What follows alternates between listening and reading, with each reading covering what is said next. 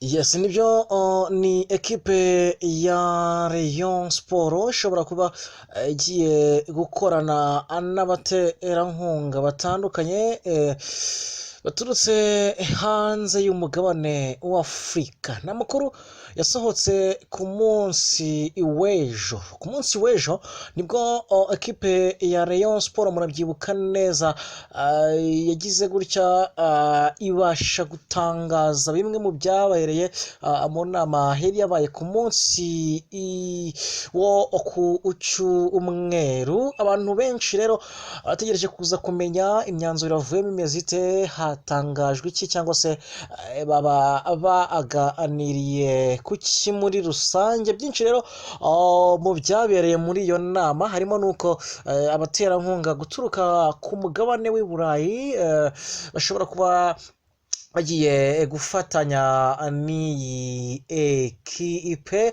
Harimo sosiyete ishinzwe gukontorora imodoka zo mu muhanda, ni sosiyete yo mu gihugu cy'Ubudage yitwa AAS.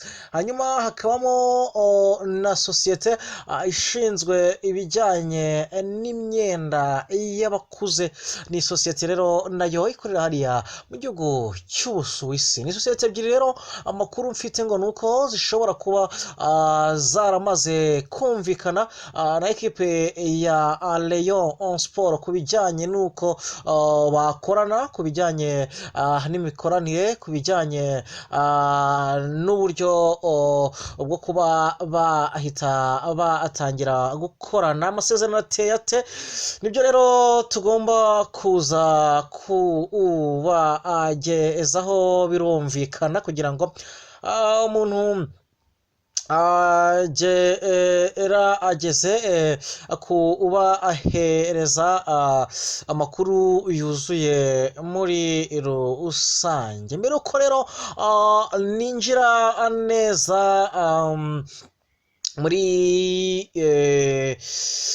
muri ayo masezerano yamaze kuba yajya hanze, reka nkwibutse ko ubu ngubu muri Rayon Sport hari kuvugamo ibintu byinshi bitandukanye. Murabyibuka neza umukino uherutse ubahuza n'ikipe ya Etoile de l'Est bakanayitsinda. Umusifuzi wo hagati, umusifuzi wa kane, yakoze amabara nk'ayo Salima Mukansanga aherutse gukorera hariya mu gihugu cya Qatar mu mikino y'igikombe cy'isi.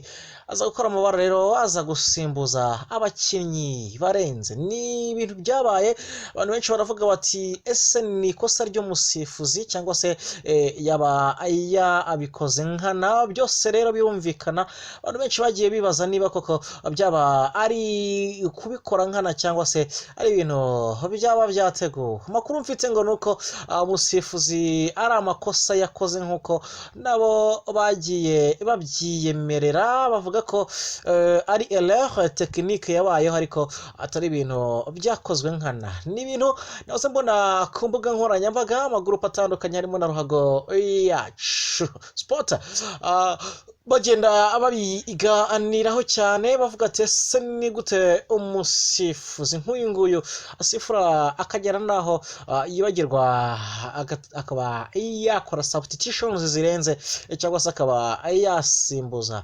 abakinnyi barenze. Ni nabonye babyise sakirirego, ibinyamakuru bitandukanye byagiye bibivugaho uko bishatse. Birumvikana buriya kuko Rayon Sport ni ekipe nkuru, ni ekipe ifite umufana, ni ekipe ifite icyo nakwita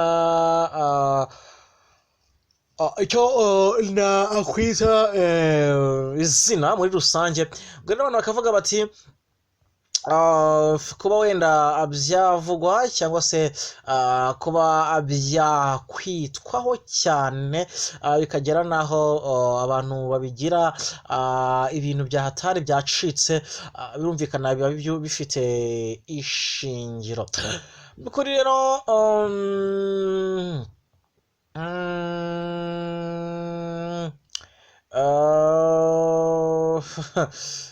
n'ibitekerezo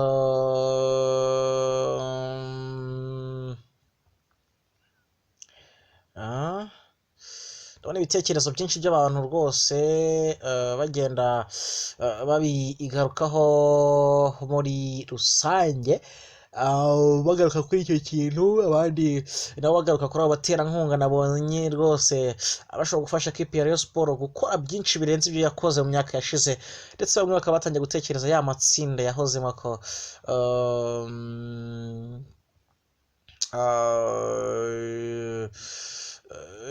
yahozemo ko ishobora kuba rwose yakongera kuba yakora iyo bwabaga ikaba asubiramo. Ndabona yitwa Mwizerwa Dieudonné ati ndabakurikira cyane nibereye hano i Nyagatare, ati mu by'ukuri ati ekipe ya Rayon Sport ni ekipe yacu, ati tugomba kuza atwara shampiyona uyu mwaka turi determine. ati nitwa Dr Pierre ati ese kuki mutumva ko amakosa ashobora kubaho? Niba harabayeho amakosa ntimukajye mubikuririza, n'ibintu bishobora kubaho mu buzima. arakoze cyane Dr, natwe ntabwo twavuze ko bidashobora kubaho, twatanze inkuru. Ndabona abantu benshi bagenda bandika ibintu byinshi bitandukanye. Yitwa Jedeo Mukampenge ati mbakurikiye n'icecekeye basore, ati ndumva ibyo muri Rayon Sport bigenda biryoha gake gake. Kuri ubu rero ndabona ni hatari kabisa, ndabona bitoroshye rero muri Kiyovu Sport naho rero mbere ko ninjira neza muri contracts cyangwa se muri ayo masezerano kipe ya Rayon Sport ishobora kuba igiye kugirana na ziriya sosiyete ebyiri zikomeye cyane hariya ku mugabane w'Uburaya. Reka nkwibutse ko muri ekipe ya Kiyovu Sport zabyaye amahari cyangwa se zatangiye kubyara amahari. Perezida wa kipe ya Kiyovu Sport yitwa Mvukihe Juvenal, ku munsi w'ejo agira ngo nibwo naberetse ifoto afashe ibintu by'ibifaranga ukuntu abantu benshi batagiye kubyibaza hataye amafaranga, ariko ayo mafaranga ni hatari. Abantu benshi batangiye kuvuga bati hashobora kuba harimo izindi kata, harimo ibindi bintu ibyo ari byo byose, ariko ntabwo byaba byoroshye uko byagenda kose. Ati bimeze bite rero n'amakuru? Mu by'ukuri abantu benshi bagiye bayafata uko bashatse cyangwa se bayatanga mu buryo bishakiye, kubera ko buri wese buriya agira interpretation y'inkuru ye abitewe n'icyo ashaka kugaragaza ndetse n'ubumenyi afite mu bijyanye no kwandika. Ati burya ngo ahacumba umwotsi haba hari n'umuriro. Wo muri Kiyovu Sport watangiye gutunguka mu kirere kwa 27 Ugushyingo 2022, umunsi ekipe yatsinzwemo na Gasogi United ibitego bigera kuri 3-1. n'umunsi washaririye Abayovu kuva kubo hasi bamwe bisiga amarangi kugera ku bushorishori bwayo, ku ntebe yicaweho na Mvukiye Juvenal. Uyu mugabo umukino ukirangira yahise abwira itangazamakuru ko atishimiye uburyo umutoza we Andre Londet yitwaye, ndetse ko agomba kumuhagarika akanahabwa ibihano, ariko yaje kwisubiraho avuga ko yabikoreshejwe n'umushinya. Uburakari bwo gutsindwa na Gasogi United bwanageze kuri Visi Perezida wa Kiyovu Sport bamwita Ndorimana Jean François Regis uzwi nka General, nawe ntiyariye indimi mu kwerekana ko atanyuzwe nuko ekipe ye imaze kwitwara. Yavuze ko ibitumvikana uburyo ekipe nka Kiyovu Sport itsindwa na Gasogi United mu buryo benshi bashidikanyijeho, ndetse bamwe bagatunga agatoki amanyanga ashobora kuba yarabaye bakabihuza no ku mukino waba waragurishijwe nubwo nta gihamya. kanongera ukana mbere y'umukino kuwa mbere tariki ya 26 Gushyingo 2022 komite ya Kiyovu Sport yaganiriye n'umutoza Ale Andre Londet nyuma y'imyitozo ya nyuma baganira kubikwiye kunozwa bumvikanye ko mu bakinnyi bazifashishwa mu izamu habanzwamo Nzeye Rwanda Jihad wari umaze icyumweru yitoza kandi aheruka no kwitwara neza mu mikino yari amaze iminsi akina. Abagize komite bifuzaga ko na rutahizamu Elisa Sekisambu ukomoka muri Uganda yabanza mu kibuga agafatanya na mugenzi Bienveni ufatwa nka shushu w'Abayovu kuko bizeraga ko bahesha insinzi kuri Gasogi United. Aganira n'ibinyamakuru bitandukanye harimo n'ikinyamakuru cyacu Ndorimana yavuze ko komite yatunguwe no kubona impinduka umutoza yakoze habura iminota mike ngo umukino utangire. Imbaruka zitandukanye nibyo bari bumvikanye nibyo byatumye abantu bibaza byinshi ibyo bari bumvikanye mu myitozo abitera umugongo. Icyo gihe mwanze mu nda ahitamo guhamagara perezida we Mvukiyehe ntiyitaba telefone ngendanwa. Yaje kwinjira muri stade ya Kigali igitego cya mbere cya Gasogi United cyamaze kwinjira yagize ati mbere y'umukino namuhamagaye inshuro 9 kuri telefone ngendanwa atayitaba nshaka kumubaza uburyo umutoza abanza mu izamu Kimenyi Ive utarakoze imyitozo ya nyuma asiga Nzeye Rwanda Jihad wakoze imyitozo icyumweru cyose kandi amaze iminsi yitwara neza gusa nta gisubizo nabonye.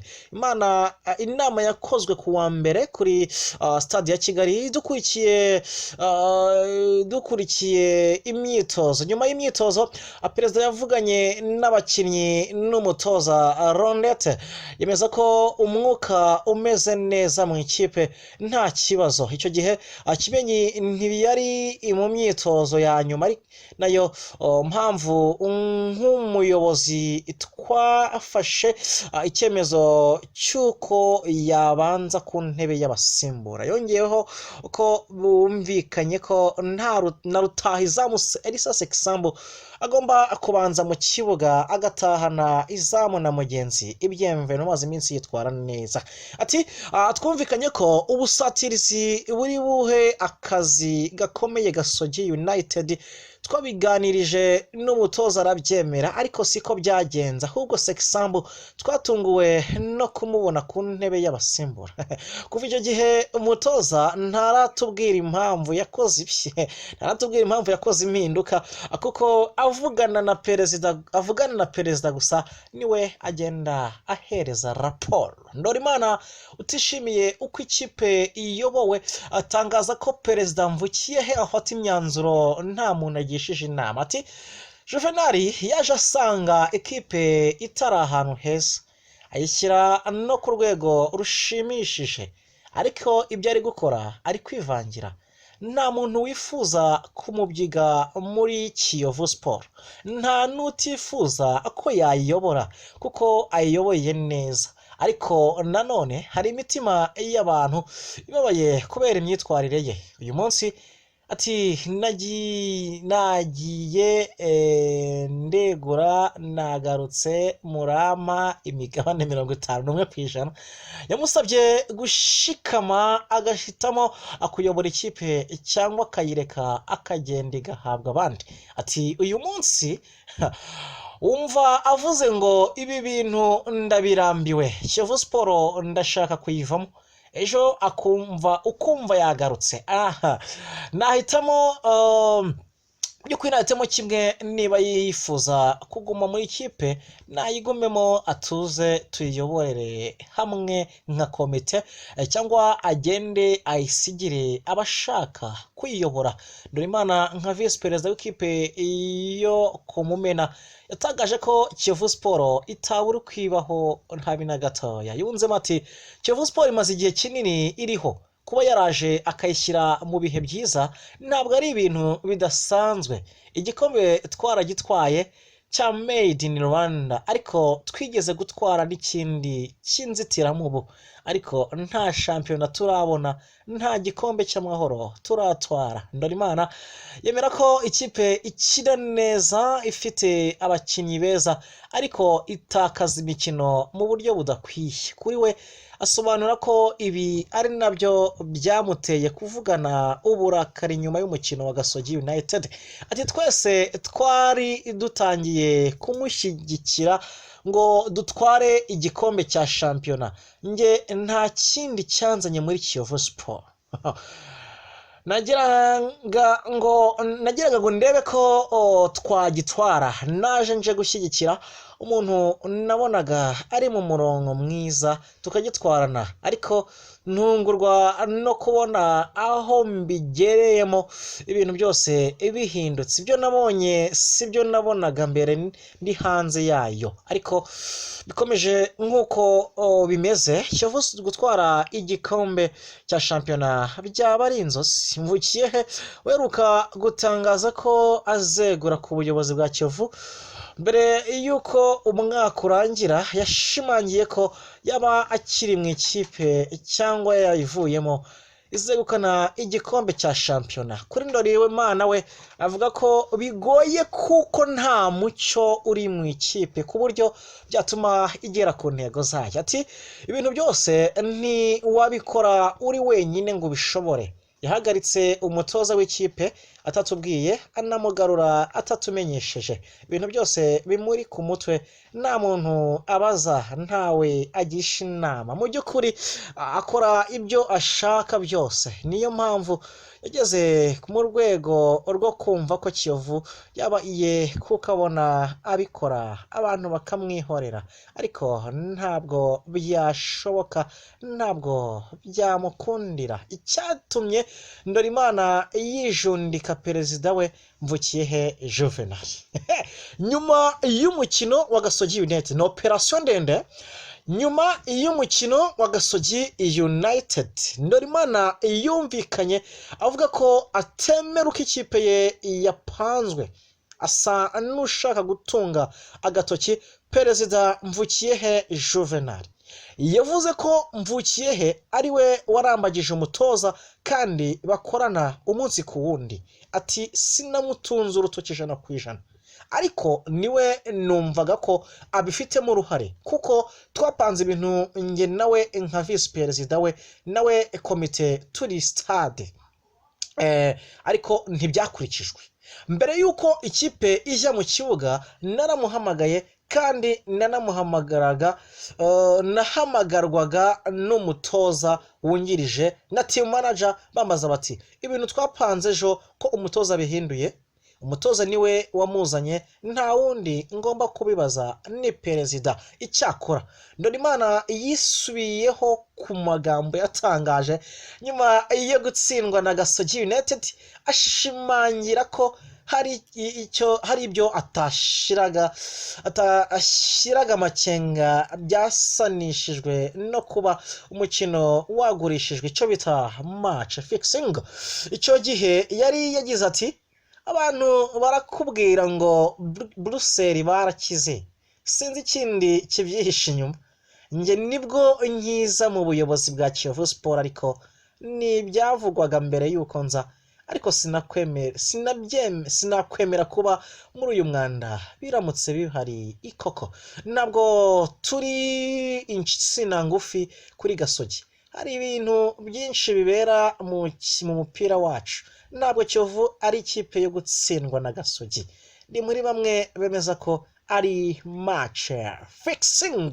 Hari byinshi twaganiriye mu nama mbere y'umukino, ariko nta na kimwe cyakurikijwe.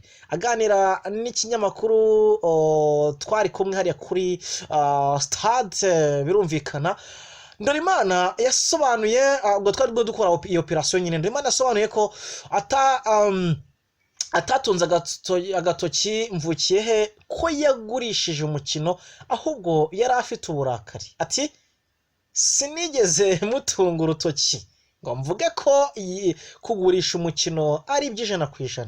Nari mfite umujinya kandi mvuga ko nemeranywa na bamwe mu bafana bemeza ko uyu mukino wari wagurishijwe nubwo ibyo nabivuze ariko byavugijwe mu bafana ba betinze Burayi n'abandi bari bazi uko umukino uri burangire. Hari n'uruhande ureba ukabona ko abafana kubivuga bafite impamvu. Ekipe Gasogi United imaze imyaka 3 itsinda ikipe Kiyovu Sport, nta kipe itaratsinda mu myaka 3 ishize. Iza gutsindwa na Gasogi gute se? Ntibishoboka. Kiyovu Sport ni iya kabiri kugeza ubu rero, ni iya kabiri ku rutonde rwa shampiyona n'amanota 21. Izasubira mu kibuga ihura na AS do Kigali ni kuri wa gatandatu. Mu Kiyovu izasubira izakina Kiyovu na AS Kigali.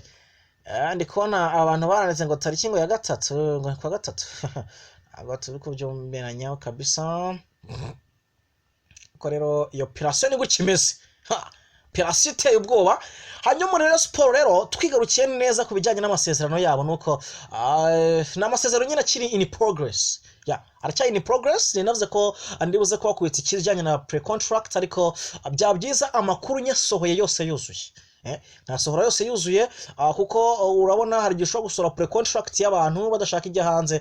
Namukunye twagiye twinjira mu bwino gake gake atugenda tuyakurura uko ameze kugira ngo abantu nyine wenda abashobora kuba batarabashije kumenya ibyabereye mu nama cyangwa se ibyatangajwe babe bagira notion kuri ibyo bintu. Ntabwo rero ndibuze guta ntangaza ibyo ndi kumva kuri pre-contract cyane ko bishobora no kuba atari byo, ahubwo ngomba gutegereza bwana retired Uwayezu Jean Fidel akagira ibyo atangaza ambere yuko mbitereka hanze. N'abasezerano ni ibintu bigenda bivuga ku muhanda nyine ko ishobora kubigiye gukorana n'abaterankunga umudage ndetse n'umunya Switzerland, umuswisi ushinzwe kwambika imyenda abantu bakuze ndetse n'umudage company yitwa AAS ishinzwe gukontorora imodoka zigendera mu muhanda. Bwo ndabashimiye cyane, nshimiye abantu mwese mwadukurikiranye, nshimiye abantu bose bakoze subscribe, nshimire n'abandi bose bafite igitekerezo cyo kuyikora uyu munsi cyangwa se ejo. Umufaransa yaravuze ngo c'était un acte de noblesse. Nitwa Jazo, niyo dukomeze tubane.